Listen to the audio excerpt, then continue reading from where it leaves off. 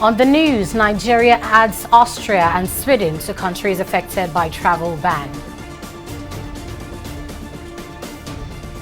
FG approves use of chloroquine for clinical trial in search for COVID-19 cure.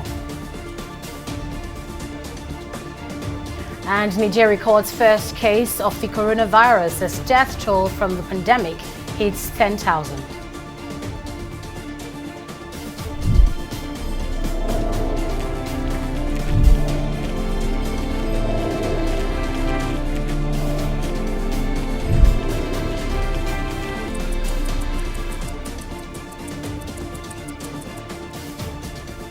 Thanks for joining us on News Now on TV360 in Nigeria. I am Annetta Felix. With the spreading coronavirus pandemic, Nigeria has extended its travel ban to Austria and Sweden, bringing the total affected countries to 15. Minister of Health Osage Hanire revealed this at a media briefing on Friday in Abuja. On Wednesday, the government announced that it had placed a travel ban on countries with more than 1,000 cases of the coronavirus, with the affected nations including the United States, United Kingdom, China, Italy and Germany. The directive will take effect from Saturday, March 21st. The minister also announced that international travels have been limited to just two airports, and that's the Murtala Mohammed International Airport, Lagos, and the Nnamdi Azikiwe International Airport, Abuja. For better control of new arrivals, international travel to Nigeria has been temporarily limited to two international airports, Murtala Mohammed Airport, Lagos, and Nnamdi Azikiwe International Airport, Abuja.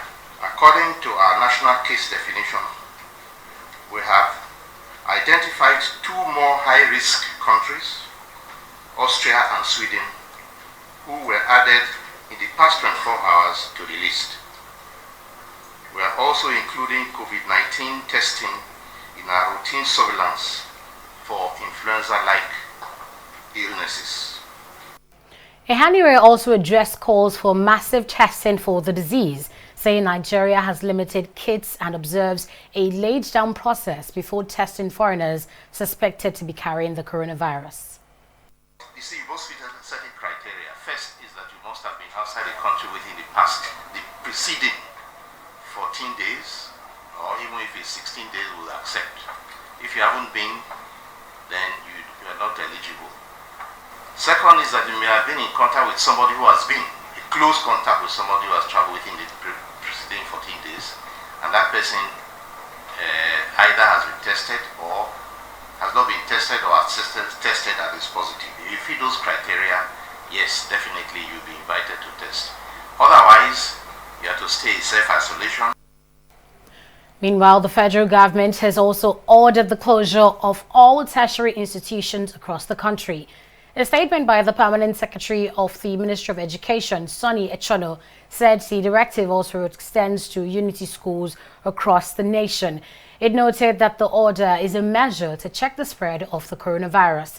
The statement charged principals of unity schools to either fast-track their ongoing examination or postpone it until schools are directed to reopen.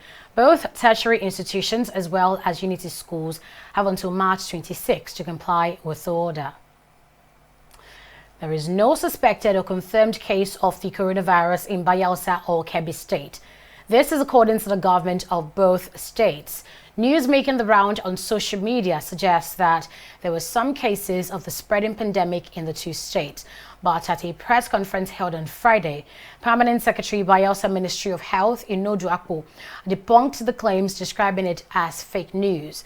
Also, Bayelsa Kebbi State Commissioner for Health Jafar Mohammed, at a press conference in the state capital, noted that there is no suspected or confirmed case of the virus in the region.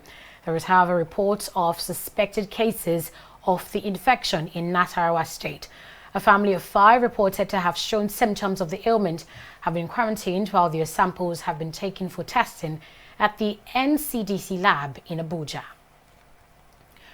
While the United States Food and Drug Administration (FDA) has debunked claims made by President Donald Trump that it has approved the use of chloroquine to treat confirmed cases of COVID-19, Nigeria has approved the anti-malarial drug for clinical trial in a bid to tame the spreading pandemic.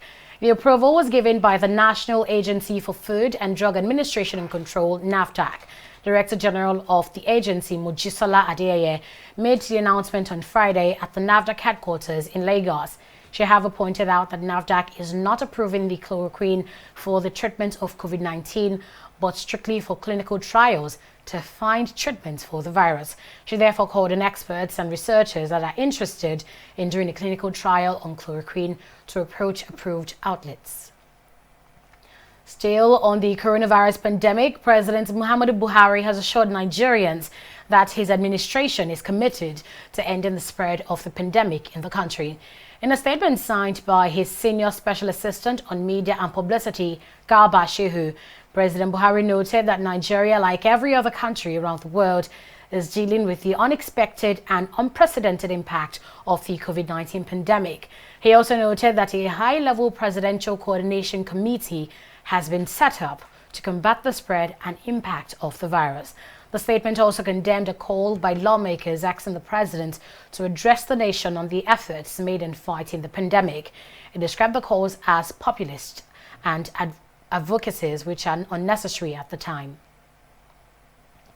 The Nigeria Labour Congress has called on the federal government to strengthen its strategy of combating the coronavirus to contain the spread better. NLC at a press conference in Abuja said the idea of self-isolation and social distancing may not work in view of the social economic situation of Nigerians and other factors that may make social distancing impossible. TV360's Oyin Adekunle now reports. It is the first meeting of members of the umbrella body of workers in Nigeria since the coronavirus outbreak and the consequent downward review of petrol pump price. Top labor leaders from across the country are here to make their position known to the government on a wide range of issues, and their major concern is the strategy of self-isolation being recommended by government. The NLC believes this strategy is counterproductive. We urge government at all levels to strengthen emergency response mechanism. States should set up disease surveillance activities. Persons arriving in Nigeria from countries with up to 1,000 cases of COVID-19 cases should be quarantined.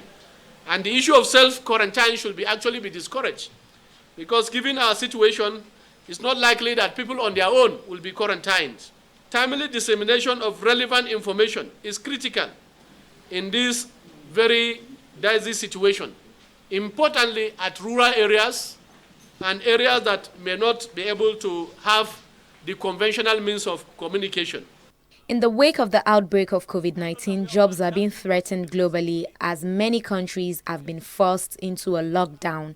The Nigerian Labour Congress is also advocating for the rights of workers in this period. Every employer are duty-bound to provide facilities for dispensing running water as well as hand sanitizers at workplace within the reach of workers. Employers should maintain well-ventilated and routinely sanitized workspace, as well as take other measures for preventing and containing the spread of COVID-19. They should also put in place processes and mechanisms for continual workers' education on the virus. In more developed climes, people are working from homes in order to mitigate further spread. In our own workplaces, where this can be done, workers should be encouraged to work from houses if it is allowed. In such cases, workers' emolument should not suffer. While lauding the reduction of petrol pump price from 145 to 125 naira, the NLC president says the permanent solution to high price of fuel is for Nigeria to refine its own product rather than relying on imports. We thought that to put an end to all of this is for us as a country to muster the political will to be able to refine product for domestic use. This is what most of our OPEC countries are doing. And therefore, the fluctuation of oil price at the global market should not be a basis for Nigerians to continue to pass through this whole challenge of price modulation. The Labour Union has also promised to support the federal government in every policy and programs aimed at making life better for Nigerian workers. We Adekunle, TV360, Abuja. The federal government says it's working to ensure all filling stations in the country comply with the new petrol pump price of 125 naira per litre. Group Managing Director of the NNPC, Mele Kyari, gave the assurance while briefing state correspondents after the National Economic Council meeting in Abuja on Thursday. Abisola Adebayo has more in this report. To ensure activities in Nigeria's petroleum sector aligns with the current global market realities, the federal government slashed the pump price of fuel to 125 naira. The cut, which was announced on Wednesday, was scheduled to take effect on Thursday, but up until Friday, major filling stations in Lagos are yet to comply with the order. Reacting to this, Group Managing Director of the NNPC, Mele Kyari, called for patience on the part of the consumers. He says the changes will take effect in a matter of days. We know that this is a transition. The market will balance itself, and as soon as they are able to get rid of their existing stock, the process of competition will bring back everybody to the right price, and I believe that it's possible to get the right cheaper product in the very few weeks to come. Balances of the Federation's excess crude account, stabilization account, and natural resources development fund account was also made public. The excess crude account balance as at today, March 17, 2020, $17,220,756.74, while stabilization account, the balance as at today, 17th March 2020, stands at 35,806,389,699 naira 67 kobo. The Natural Resources Development Fund account also stands out as at today at 109,360,903,475 naira 60 kobo. Members of the National Assembly had earlier in the week charged the federal government to ensure all geopolitical zones in the country have at least one function testing center in the wake of the spreading coronavirus. Director General, Nigeria Center for Disease Control, Chikwe Iyekweazu, reveals that more intervention centers are being set up in the states across the country. We also agreed that this was a collective responsibility for all cadres of government. Their Excellencies agreed to fund a series of urgently needed interventions, both some short-term interventions that are required for the immediate response, but some other medium to long-term interventions that are needed to provide for the control of this outbreak and future outbreaks. This includes an expansion of the molecular laboratory network in Nigeria to more states, expanding treatment centers to at least one in a state, expanding the emergency operation centers so every state has a location in which this response can be managed. The National Economic Council meeting is held monthly to deliberate on the coordination of economic planning and programs of various levels of government. NEC comprises of the 36 state governors, Minister of Finance, Secretary to the Government of the Federation, and other relevant government officials whose duties hinge on the economy. Abisola Adebayo, TV360, Abuja. Health authorities in Niger have confirmed the country's first case of the coronavirus pandemic, making it the 36th African country to record a confirmed case of the respiratory disease. The patient is a man working for a transport company. He had traveled to the Nigerian capital of Niamey from the Ghanaian capital Accra, passing through Abidjan in Ivory Coast and Ouagadougou in Burkina Faso. According to the Niger Health Ministry, the patient is in a stable condition and efforts are underway to trace persons he might have made contact with. Meanwhile, UN experts are warning that some 3 billion people lack even the most basic weapons to protect themselves against coronavirus, which is soap and running water. Using household survey data, the United Nations Children's Fund estimates 40% of the world's population, or 3 billion people, do not have the means to wash their hands at home. Meanwhile, the United States has warned against any international travel due to the coronavirus pandemic and advised citizens to come home if possible. The statement released on Thursday said, quote, U.S. citizens who live in the United States should arrange for immediate return to the United States unless they are prepared to remain abroad for an indefinite period, end of quote. The State Department said the growing number of temporary entry restrictions by governments as well as airline cancellations made smooth travel impossible. It also said that some U.S. embassies had low capacity to assist citizens due to departures of personnel over COVID-19. La Liga President Javier Tebas says Europe's top leagues and competitions are planning to resume in mid-May following the postponement of Euro 2020. The European Championship move to next summer means there is more time to complete domestic league seasons. The coronavirus pandemic has also led to the suspension of all club football. On Thursday, English and Scottish football extended their suspensions until April 30. The Football Association said the current season can be extended indefinitely. You're still watching news now on TV360 Nigeria. We'll bring you news on politics and more after this break.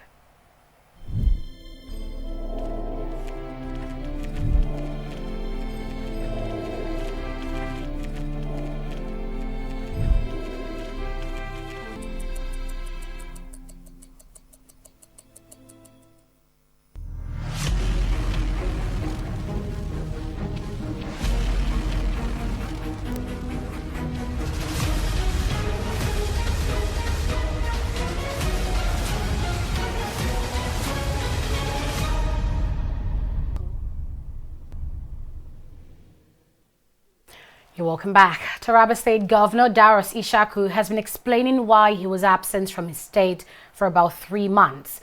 Addressing journalists in Jalingo, Taraba's state capital, Ishaku said his 87-day stay in Abuja was based on health grounds. He says his doctors had advised him to rest his legs after he broke one while running upstairs in his home. Ishaku also thanked his deputy for his efforts in handling all government activities during his absence. The Independent National Electoral Commission (INEC) has postponed by-elections for senatorial districts in Bayelsa, Imo and Plateau states to mitigate the spread of the novel coronavirus. INEC spokesperson Festus Okoye announced this in a statement on Thursday, listing the affected districts in Bayelsa to include Bayelsa Central and Bayelsa West. In the statement, Okoye said Section 26 of the Electoral Act 2010, as amended, empowers the Election Commission to postpone any election in the event of an emergency or national disaster. He added that since COVID-19 was a health emergency that required social distancing, the Commission was compelled to postpone all electoral process that involve a large gathering of people. To check corrupt practices by Nigeria's public office holders, the Code of Conduct Bureau (CCB) is resorting to new measures. Chairman of the Bureau, Mohammed Isa, explained that the CCB is reviewing the process of its assets declaration forms and policy for holders of public office. Isa said this during the Stakeholders Consultative Forum on Assets Declaration and Other Reforms in Abuja. During a presentation at the event, Lead Director, Center for Social Justice, Eze Onyepere, also ruled out the benefits of the new anti-corruption system.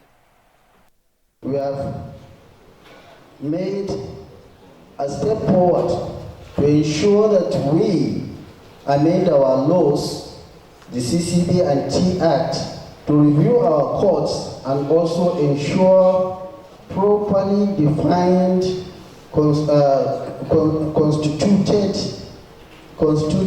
breaches of the courts that will usher in appropriate sanctions. You can simply comply by having access to digital technology, your telephone, the computer, and you can simply stay in your bedroom, fill up this form, upload it, and submit it online, even if you have to do corrections, rectifications, or additions. So it will be easy without undue cost and burden on both the declarant and also on the guru.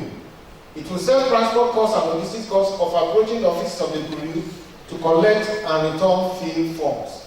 Bigger pictures of national anti-corruption strategy provides an opportunity for us to adopt tactics from different positions.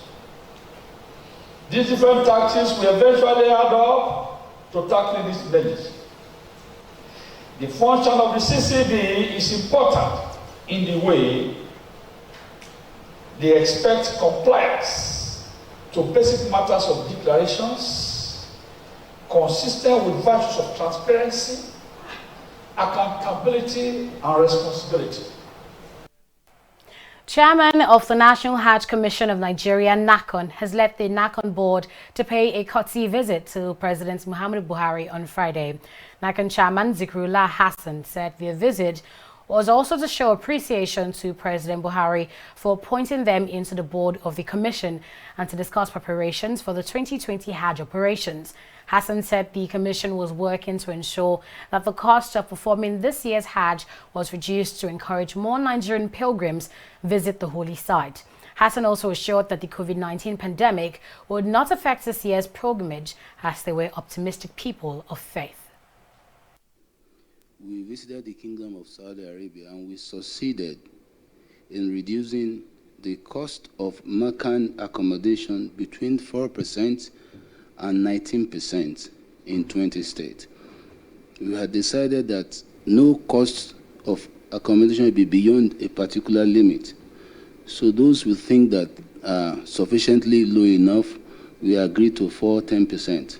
But those who are higher than we can manage, based on our goal, we ensure that it got up to 19% without reducing the cost of the quality of the accommodation.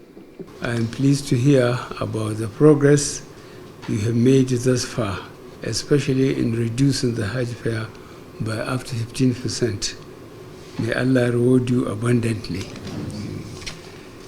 I am also impressed that you are still working to further bring down the cost next year.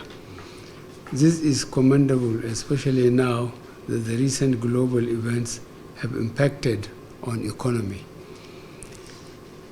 Such savings will be timely and most welcome to the pilgrims as well as to Nigeria's economy. However, as you assess and review these costs, you must ensure that quality service and comfort is provided for our pilgrims. This is the core mandate of the Commission and must remain your primary goal.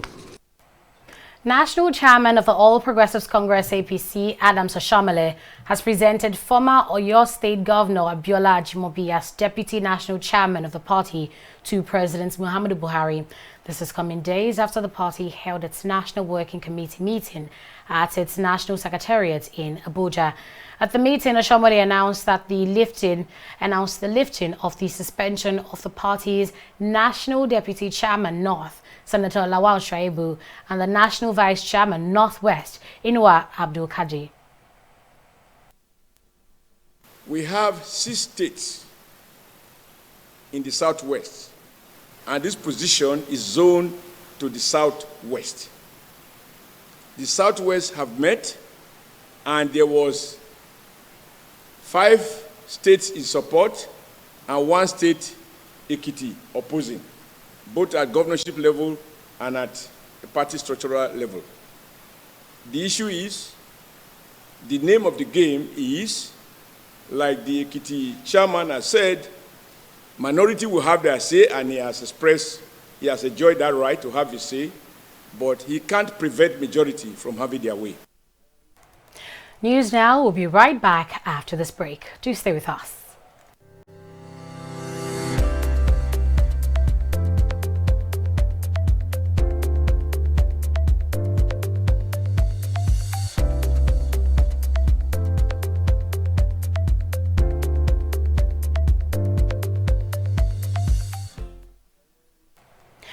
welcome back. We're now joined by Fidelia Aguncha for Business Stories. Thank you, Annetta. The Naira traded at 380 to the dollar on Friday at investors and exporters window. This comes after the Central Bank of Nigeria announced that the current market fundamentals do not support the devaluation of the Naira. The INE window was created by the Apex Bank in 2017 to make Forex available to businesses after the 2016 recession. We'll now take a break and return with a review of the stock markets. Don't go away.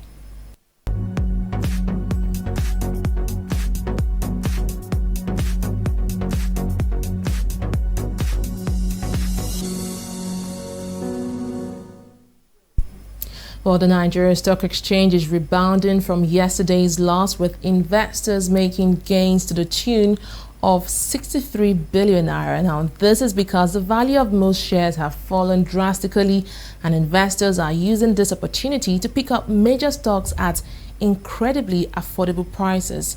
The all-share index closed higher by 110 basis points, while the market capitalization is closing at 11.568 trillion naira. Leading the gainers chart is MTN Nigeria, which is rebounding from yesterday's drop with a 3 naira and 5 kobo boost in its share value. And it was also a good day for CAP PLC, Julius Berger, and NASCON Allied PLC. Though the market rose, there were, however, some losers on the market front, and you can see them right here on your screen. And we'll now move to the foreign scene, where we can see that it's a mixed performance for the FTSE, Dow, and Nikkei. Well, that's it from the world of business. It's back to Annetta Felix for the rest of the news. Thanks for that business update, Fidelia. Moving on now. Suspected Islamist militants have killed 29 Malian soldiers in an attack on a base in the country's northeast. There was no immediate claim of responsibility for the attack in the town of Takins, which is about 125 kilometers north of the city of Gao. Mali's army has repeatedly suffered heavy casualties from jihadist fighters active in the area with links to Al-Qaeda and Islamic State. The army said earlier in the day that just 2 soldiers had died, but tweeted later that the death toll had increased heavily to 29 killed and 5 wounded. Central and northern Mali have been used by the jihadists as a base for attacks in Mali and into neighboring Niger and Burkina Faso, where security has deteriorated markedly over the past year. The National Association of Nigerian Footballers, NANF, is demanding the sum of $10 million from the Nigeria Football Federation, NFF, as well as the Nigerian police for the death of 2 players, Chineme Martins and Tiamiu Kazim. Nasarawa United defender Martins died during an MPFL match against Katsina United, while Kazim of Remo Stars was hit by a fast-moving car as he allegedly stepped down from a police van on the Abeokuta-Shagamu highway. In a letter dated March 16th and addressed to the Inspector General of Police, the NAF President Harrison Jala demanded that Kazim's next of kin be paid $5 million as compensation for his brutal murder, while the sum of $5 million should be paid as compensation to the family of Chineme. And that's it on News Now on TV360 Nigeria. I am Annetta Felix. Thanks for watching.